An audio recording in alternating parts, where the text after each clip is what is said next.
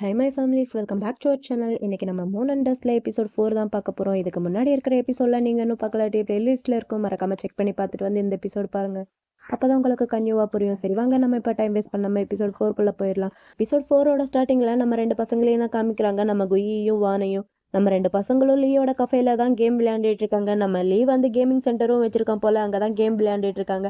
ஆனால் நம்ம குய்யால் ஒழுங்காக கேம் விளையாடவே முடியல. பையன் தோத்து போயிட்டு இருக்கான். இதை பார்த்தா நம்ம யானை இருந்துட்டு, அட என்னடா பண்ணிட்டு இருக்க, ஏன்டா இப்படி விளையாடுற, ஒழுங்காக விளையாட மாட்டியா, உன்னோட என்னோட ஸ்கோர் எல்லாமே போயிட்டு இருக்கு பாரு அப்படிங்கிற மாதிரி நம்ம யான் வந்து குய்யை போட்டு பயங்கரமாக திட்டிகிட்டு இருக்கான்.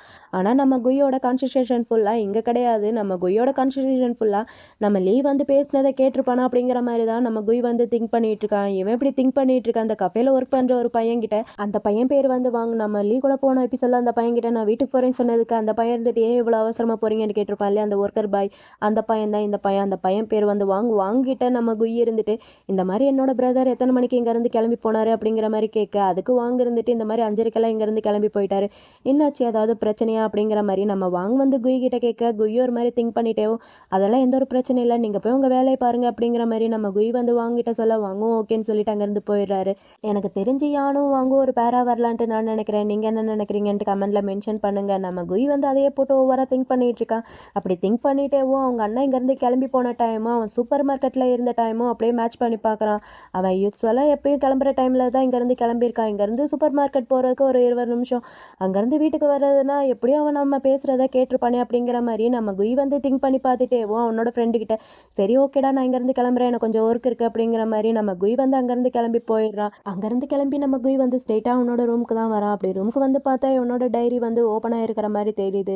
அதை பார்த்தோன்னேவும் நம்ம குய்யால் ஓரளவுக்கு அங்கே என்ன நடந்திருக்குன்ட்டு அவனால் புரிஞ்சிக்க முடியுது. நம்ம குய் வந்து அந்த டைரியை பார்த்துட்ருக்க ஒரு 30 நிமிஷத்துக்கு முன்னாடி என்ன நடந்துச்சுன்ட்டு நம்மளுக்கு காமிக்கிறாங்க. 30 நிமிஷத்துக்கு முன்னாடி நம்ம லீ வந்து நம்ம குய்யோட ரூமுக்கு வந்திருக்கான். அங்கே வந்து ரூம் எல்லாமே சுற்றி முற்றி பார்த்துட்டு இருக்கான். அப்படி பார்க்கும்போது ஒரு டைரி இருக்குது. அந்த டைரி ஓப்பன் பண்ணி நம்ம லீ வந்து படிக்கிறான்.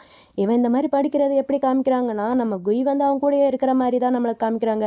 நம்ம லீ வந்து அந்த டைரி ஓப்பன் பண்ணி பார்க்க அவனுக்கு பயங்கரமாக ஷாக்கிங்காக இருக்குது. அப்படி அந்த டைரியில் நம்ம குய் வந்து லீயை பற்றி எந்த மாதிரி எழுதி வச்சிருக்கானா, இந்த மாதிரி நான் லீ கிட்ட எது கேட்டாலும் அவன் எனக்கு இல்லைன்னு சொல்லாமல் அதை கொடுத்துருவான், ஆனால் எனக்கு அவன் தான் வேணும், நான் அவனை கிஸ் பண்ணணும் அப்படிங்கிற மாதிரி அந்த டைரியில் எழுதியிருக்கு. அதை படிக்க படிக்க அவனுக்கு பயங்கரமாக ஷாக்கிங்காக இருக்குது. பையனுக்கு ரொம்ப கோபமாக இருக்குது. அந்த டைரியை கிழிச்சிடலாம் போல தோணுது போல். இருந்தாலும் அதை கிழிக்காமல் அதை அப்படியே கன்டினியூ பண்ணி படிச்சுட்டு இருக்கான். நான் இப்படியே விட்டேன்னா பைத்தியமாயிருவேன்னு நினைக்கிறேன். இன்னைக்கு என்னோட பிரதருக்கு வந்து இன்ஜுரி ஆயிடுச்சு, அதை ஏற்படுத்தினது வந்து ஒரு கெட்டவன், அதனால் நான் அவனோட வீடை வந்து பர்ன் பண்ணிட்டேன். நானும் கெட்டவன் தான், ஆனால் இதை வந்து அவன்கிட்ட நான் சொல்ல மாட்டேன். நான் இதை அவன்கிட்ட சொன்னேன்னா அவன் என்னை விட்டுட்டு போயிட்டானா நான் என்ன பண்ணுறது, எனக்கு அவன் கூடயே இருக்கணும் ஆசையாக இருக்குது, அவன் என்னை ஹோல்ட் பண்ணி வச்சுப்பானா அப்படிங்கிற மாதிரிலாவும் நம்ம குய் வந்து இல்லைன்னு நினச்சி உருகி பையன் எழுதி வச்சிருக்கான். இதெல்லாம் பார்க்க அவனுக்கு ஒரு பக்கம் ஷாக்கிங்காகவும் இருக்குது, கோவமாகவும் இருக்குது. பையனுக்கு அந்த டைரி எல்லாத்தையுமே கிழிச்சு துண்டு துண்டாக போட்டுன்னுட்டு அவ்வளோ கோவம் வருது. இருந்தாலும் என்ன பண்ணுறது அப்படின்னு சொல்லிட்டு பையன் அந்த டைரியை கன்டினியூ பண்ணி படிக்கிறான். நான் அவனை லவ் பண்ணுறேன், அவன் என்ன லவ் பண்ணுவானா அப்படிங்கிற மாதிரி நம்ம குய் வந்து எழுதி வச்சிருக்கான். இவன் அதை பார்த்துட்டு என்ன பண்ணுறதுன்னு தெரியாமல் அந்த டைரியை க்ளோஸ் பண்ணி வச்சுட்டு அவன் அங்கேருந்து கிளம்பி போயிடுறான். இது எல்லாத்தையுமே நம்ம குய் வந்து நினச்சி பார்த்துட்டு அவனுக்கு என்ன பண்ணுறதுன்ட்டே தெரியலை. அவனுக்கும் ஒரு மாதிரி இருக்குது, இப்போ எப்படி அவனை சமாளிக்கிறது அப்படிங்கிற மாதிரி நம்ம குய் அங்கே திங்க் பண்ணிட்டு இருக்கான். அதே சேம் டைம் நம்ம லீயை தான் காமிக்கிறாங்க. லீ வந்து ரெஸ்ட் ரூமில் குளிக்கலான்ட்டு அங்கே போயிருக்கான். அங்கே போய் பார்த்தா அவன் டவல் கொண்டு போல அங்கே இருக்கிறது வந்து நம்ம குய்யோட டவல். 2 பேரும் ஒரே மாதிரி தான் டவல் யூஸ் பண்ணுறாங்க போல. ஸோ அதனால பையன் கன்ஃபியூஷனில் டவல் கொண்டு போகாமல் அங்கே குய்யோட டவல் மட்டும் தான் இருக்குது. அதை அப்படியே பார்த்துட்டு இருக்க, வெளியே சவுண்டு கேட்குது. நம்ம லீ இருந்துட்டு குய் தான் வந்துட்டான் போல. டே குய், நீ தானே இருக்க, இருந்தேன்னா என்னோட டவல் வந்து அங்கே விட்டு வந்துட்டேன்டா, அதை எடுத்துக்கூட அப்படிங்கிற மாதிரி நம்ம லீ வந்து இங்கேருந்து சத்தம் போட, நம்ம குய் இருந்துட்டு அதை கேட்டுட்டு சிரிச்சுக்கிட்டே சரி ஓகேன்னு சொல்லிட்டு அந்த டவல் எடுத்துட்டு அங்கே வந்துட்டு இருக்கா. அவன் வரவும் நம்ம லீ பையன் வாங்கலான்ட்டு கையாண்டிட்ட, நம்ம குய் பையன் இருந்துட்டு அந்த ஸ்கர்ட்டனை பிடிச்சி இழுக்க, நம்ம லீ இருந்துட்டாட என்னடா பண்ணுற அப்படிங்கிற மாதிரி கேட்க, நம்ம குய் பையன் சிரிச்சுக்கிட்டேவும், லீ இதுக்கப்புறத்துலேருந்து நீ என்ன பிரதர்ன்ட்டு கூப்பிடுறியா அப்படிங்கிற மாதிரி நம்ம குய் வந்து லீ கிட்ட கேட்க, லீ இருந்துட்டு படா லூசு மாதிரி பேசுகிறத ஸ்டாப் பண்ணிட்டு, முதல்ல டவலை கூட நான் தான் உனக்கு பிரதர், அதில் எந்த ஒரு சேஞ்சும் கிடையாது அப்படிங்கிற மாதிரி நம்ம லீ வந்து குய் கிட்ட சொல்லிட்டு டவலை கொடுற அப்படிங்கிற மாதிரி கேட்க, நம்ம குய்யும் இருந்துட்டு இந்த அப்படிங்கிற மாதிரி அந்த டவலை கொடுக்குற மாதிரி கொடுத்து மறுபடியும் ஏமாத்திக்கிறான். நம்ம குய் வந்து லீ கிட்ட கொடுக்காம நம்ம குய் வந்து லீ கிட்ட, நீ என்ன பிரதர்ன்ட்டு கூப்பிடலாண்டி, இந்த டவலை நான் உனக்கு கொடுக்க மாட்டேன் அப்படிங்கிற மாதிரி நம்ம குய் வந்து லீ கிட்ட விளையாண்டுட்டு இருக்கான்.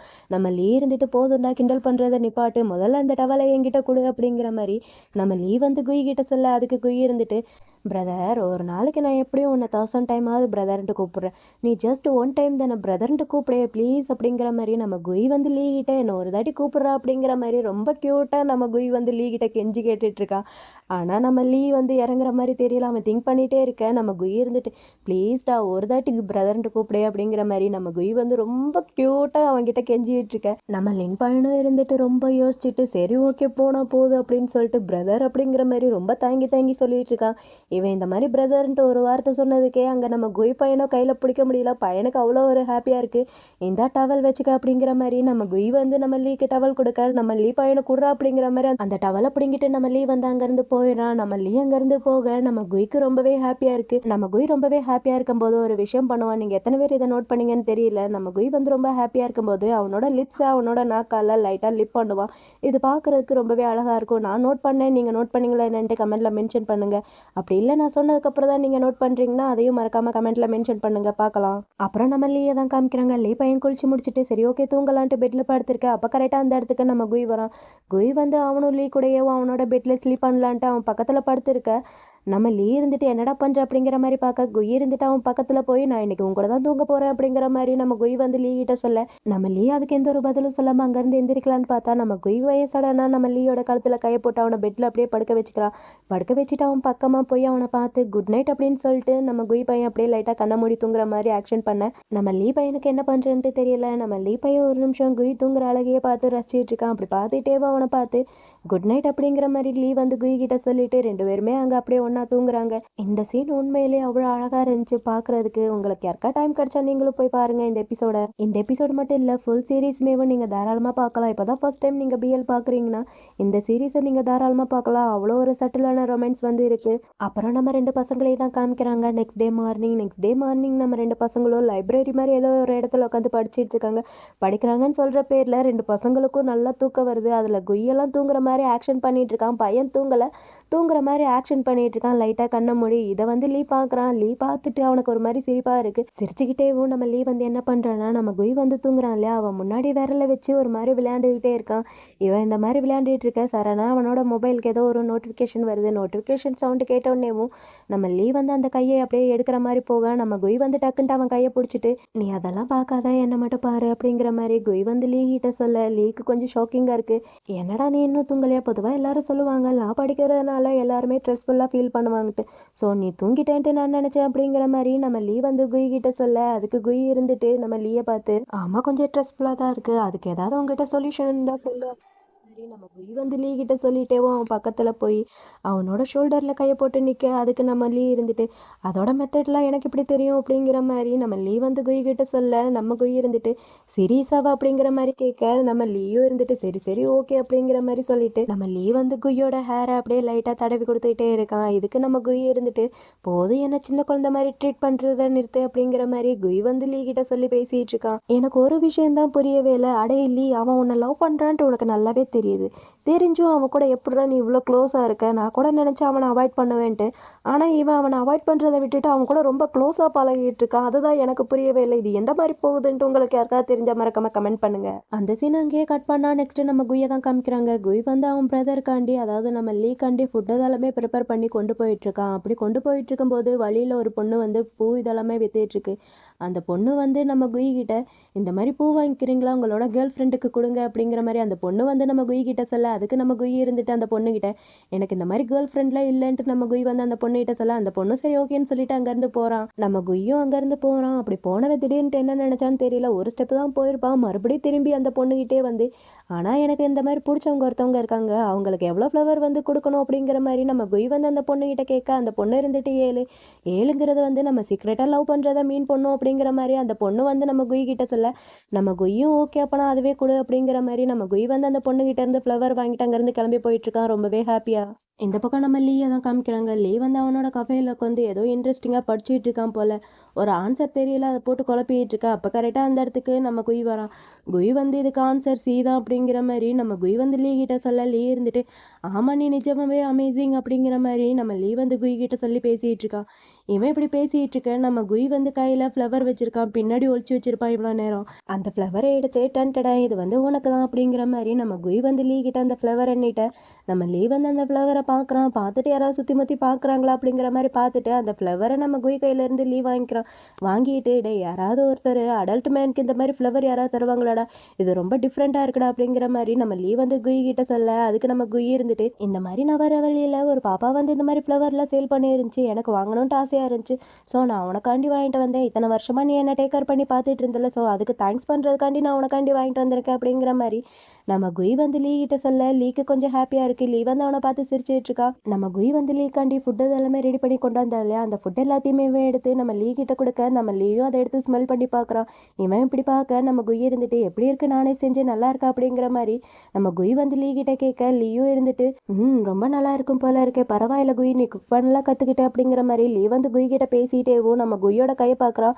நம்ம குய்யோட கையில் லைட்டாக அடிபட்டிருக்கும் போல, நம்ம குய் வந்து குக் பண்ணுற பேரில் கையில் ஏதோ சுட்டுக்கிட்டான் போல. இதை வந்து லீ பார்க்குறான். லீக்கு வந்து கொஞ்சம் கோவம் வருது. ஏன்டா பார்த்து பண்ண மாட்டியா, இப்படிதான் குக் பண்ணுவியா, குக் பண்ணும்போது பார்த்து பண்ணணும்ட்டு உனக்கு தெரியாது அப்படிங்கிற மாதிரி நம்ம லீ வந்து குய்யை பிடிச்சி திட்டிகிட்டு இருக்க. அதுக்கு நம்ம குய் இருந்துட்டு அதெல்லாம் ஒன்றும் கிடையாது, இத்தனை வருஷமா நீ என்னை பத்திரமா பார்த்துக்கிட்டே, இப்போ நான் ரிட்டன் உன்னை பத்திரமா பார்த்துக்க வேண்டிய டைம் அப்படின்னு சொல்லிட்டு நம்ம குய் வந்து லீக்கு ஊட்டி விடுறதுக்காண்டி இந்த சாப்பிடு அப்படிங்கிற மாதிரி ஒரு ஃபுட் எடுத்து ஊட்டி விடுறதுக்கு ட்ரை பண்ணுறான்.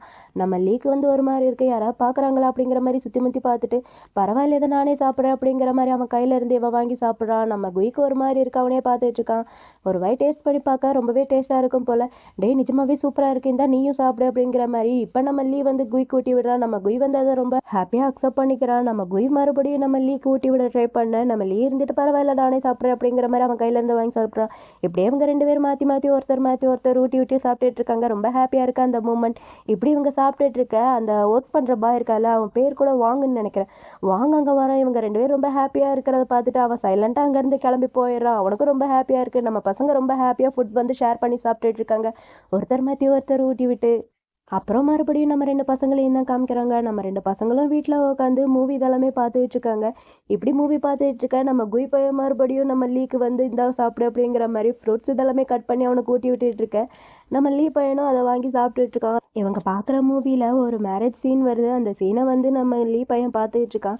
நம்ம குய் பையனும் பார்க்குறான். பார்த்துட்டு நம்ம லீ கிட்ட பிரதர் அப்படிங்கிற மாதிரி கேட்க, நம்ம லீயும் இருந்துட்டு என்னடா அப்படிங்கிற மாதிரி அவனும் கேட்குறான். அதுக்கு நம்ம குய் இருந்துட்டு லீ கிட்ட இந்த மாதிரி நீ எப்பயாவது மேரேஜை பற்றி திங்க் பண்ணி பார்த்துருக்கியா அப்படிங்கிற மாதிரி நம்ம குய் வந்து லீ கிட்ட கேட்க, லீ இருந்துட்டு அதுக்கெல்லாம் எனக்கு டைமே கிடையாது, எனக்கு அதை பற்றிலாம் திங்கிங் கிடையாது, எனக்கு இருக்கிற ஒரே திங்கிங் நீ நல்லா படித்து நல்லா வேலைக்கு போகணும், அதுக்கப்புறம் தான் நான் காலேஜுக்கு போய் ஜாயின் பண்ணணும், அது மட்டும்தான் அப்படிங்கிற மாதிரி நம்ம லீ வந்து குய் கிட்ட சொல்லி பேசிகிட்டு இருக்க. அப்போ நம்ம குய் வந்து சடனாக அவன் பில்லோவுக்கு பின்னாடி ஏதோ ஒரு பாக்ஸ் மாதிரி வச்சுருப்பான் போல். அந்த பாக்ஸ் எடுத்து இந்த உனக்கான கிஃப்ட் அப்படிங்கிற மாதிரி நம்ம குய் வந்து அந்த பாக்ஸ் ஓப்பன் பண்ணி காமிக்கிறான். அதுக்குள்ளே வந்து மொபைல் இருக்கும் போல். அந்த மொபைலை பார்த்த உடனேவும் நம்ம லீக்கு பயங்கரமாக ஷாக்கிங்காக இருக்குது. டேய் இதை எப்படா நீ வாங்கின, உனக்கு நான் பாக்கெட் மணி கொடுத்தா அதை நீ சேவ் பண்ணி இந்த மாதிரி மொபைல்லாம் வாங்கியிருக்கேன், இதெல்லாம் எனக்கு வேணாம், என்னோட மொபைல் வந்து நல்லதாக இருக்குது, இதை நீயே வச்சுக்க அப்படிங்கிற மாதிரி நம்ம லீ வந்து அந்த மொபைலை நம்ம குய் கையிலே கொடுத்துட்றான். ஆக்சுவலி இந்த இது வந்து அந்த மொபைலுக்கான ஆடு. நம்ம குய் இருந்துட்டு மறுபடியும் அந்த மொபைலை நம்ம லீ கையிலே கொடுத்துட்டு, அண்ணா இந்த மொபைல் நான் உனக்காண்டி தான் வாங்கினேன், உன்னோட ஓல்டு மொபைல் ரொம்பவே மோசமான ஒரு நிலைமையில இருக்குது, அதில் நல்ல ஃபோட்டோஸும் வர மாட்டேங்குது, நல்ல வீடியோவும் வர மாட்டேங்குது, இந்த மொபைல் அப்படி கிடையாது அப்படின்னு சொல்லிட்டு நம்ம குய் வந்து அவங்க ரெண்டு பேரும் ஒன்றா இருக்கிற மாதிரி அந்த மொபைலில் வந்து ஒரு ஃபோட்டோ எடுக்கிறான். ஃபோட்டோ எடுத்துட்டு நம்ம லீ கிட்ட இந்த ஃபோட்டோ பாரு எப்படி இருக்குது அப்படிங்கிற மாதிரி நம்ம குய் வந்து லீ கிட்ட காட்ட, நம்ம லீயும் இருந்துட்டு அந்த ஃபோட்டோவை பார்த்துட்டு நல்லா தான் வந்திருக்கு, சரி ஓகே இந்த மொபைலை நீ எனக்கு கிஃப்டாக கொடுத்தேன்னா பதிலுக்கு நானும் உனக்கு ஒன்று தருவேன், உனக்கு என்ன வேணும்ன்ட்டு என்கிட்ட கேளு அப்படிங்கிற மாதிரி லீ வந்து குய் கிட்ட கேட்க, அதுக்கு நம்ம குய் இருந்துட்டு பிரதர் நான் இந்த விஷயம் என்னோட ஃப்யூச்சருக்கு நான் சேவ் பண்ணி வச்சுக்கவா, அப்போ நான் உங்ககிட்ட ஒரே ஒரு விஷ் மட்டும் தான் கேட்பேன், அதை நீ மறுக்காமல் எனக்கு நீ செய்யணும் அப்படிங்கிற மாதிரி நம்ம குய் வந்து லீ கிட்ட கேட்க, லீ இருந்துட்டு டேய் நீ இருக்கியே ரொம்ப ஸ்மார்ட்டாக நடந்துக்கிறடா, உன்னோட இந்த பிரெயின் இருக்குல்ல அது எப்பயும் ஸ்டாப்பே ஆகாதா அப்படிங்கிற மாதிரி நம்ம லீ வந்து குய் கிட்ட சொல்லிட்டு சரி சரி ஓகே நான் என்னோட ப்ராமிஸாக உனக்கு நான் அப்போ பண்ணுறேன், உனக்கு என்ன வேணும்ன்ட்டு சொல்லு நான் அப்போ பண்ணுறேன் அப்படிங்கிற மாதிரி நம்ம லீ வந்து குய் கிட்ட சொல்ல, குய்க்கு ரொம்பவே ஹாப்பியாக இருக்குது. நிஜமாவா அப்படிங்கிற மாதிரி நம்ம குய் வந்து லீ கிட்ட கேட்க, நம்ம லீயும் இருந்துட்டு ஆமா அப்படிங்கிற மாதிரி சொல்கிறான். நம்ம குய் இருந்துட்டு அப்பனா எனக்கு பிங்கி ப்ராமிஸ் பண்ணு அப்படிங்கிற மாதிரி கையெண்ணிட்டேன். நம்ம லீயும் இருந்துட்டு சரி ஓகே அப்படிங்கிற மாதிரி பிங்கி ப்ராமிஸ் பண்ணுறான். இப்படி இவங்க ரெண்டு பேரும் பிங்கி ப்ராமிஸ் பண்ணிக்கிறதோட எபிசோட் 4 வந்து இங்கே கம்ப்ளீட்டாக முடியுது. இந்த வீடியோ எப்படி இருந்துச்சுன்ட்டு கீழே வந்து மறக்காமல் கமெண்ட் பண்ணுங்கள். எனக்கு இந்த எபிசோட் ரொம்பவே பிடிச்சிருந்துச்சு. உங்களில் எத்தனை பேருக்கு இந்த எபிசோட் பிடிச்சிருக்கு பிடிக்கலன்ட்டு கீழே வந்து மறக்காமல் கமெண்ட் பண்ணுங்கள். இதோட அடுத்த எபிசோட் பார்க்க மறக்காமல் நம்ம சேனலை சப்ஸ்கிரைப் பண்ணி உங்களோட சப்போர்ட்டையும் கொடுங்க. சரி ஓகே மை ஃபேமிலிஸ், உங்கள் எல்லாருமே நான் நெக்ஸ்ட் எபிசோடில் பார்க்குறேன். பாய்.